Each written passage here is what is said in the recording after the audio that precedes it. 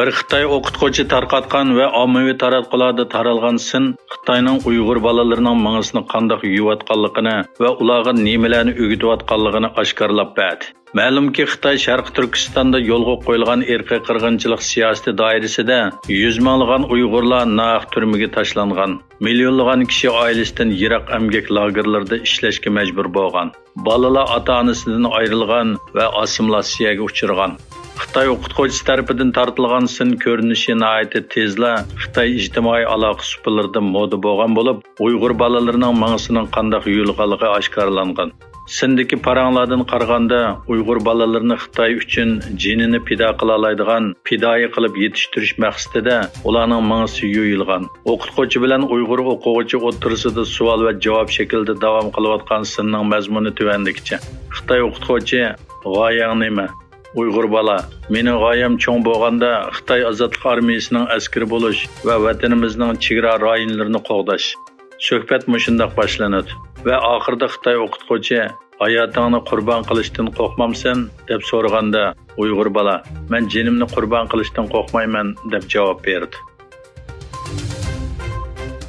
Xitoyning ijtimoiy aloqa supsi TikTokning abonentlarining uchurini Xitoy hukumati bilan o'rtoqlashganligi andisha qilmoqda.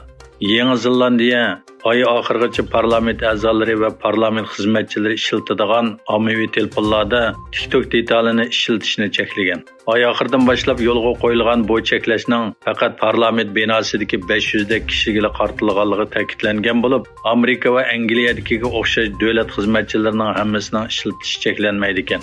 Parlament mulozimat bo'limining boshlig'i Rafael Gonzalez bu qarorning hukumatning to'g'ri bexatarligi mutaxassislarining maslahat berishi bilan chiqarilganligini tushuntirgan.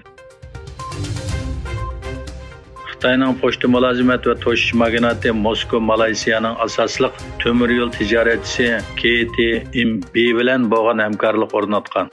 Moskva to'shish liniyasi Malayziya sho'basining yozma bayonotida chorshanba kuni yo'lga qo'yilgan temir yo'l dengiz mulozimati G'arbiy Malayziyadagi muhim joylarni o'z ichiga oladi hamda dunyodagi taxminan 140 davlat va rayondagi 557 port bilan tutishadi deyilgan.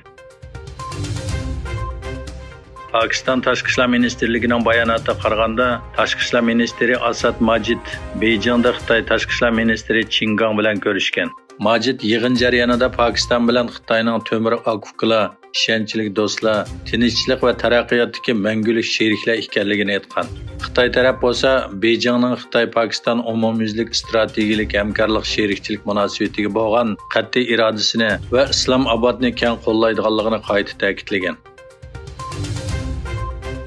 Xabar qilinishicha, Xitoy prezidenti Xi Jinping 20-martdan 22-martgacha Vladimir Putinning taklifiga binoan Rossiyani ziyorat qiladi ekan. Yana bir tarafdan Xalqaro jinoiy ishlar sudi Rossiya prezidenti Vladimir Putinni tutish buyrug'i chiqardi.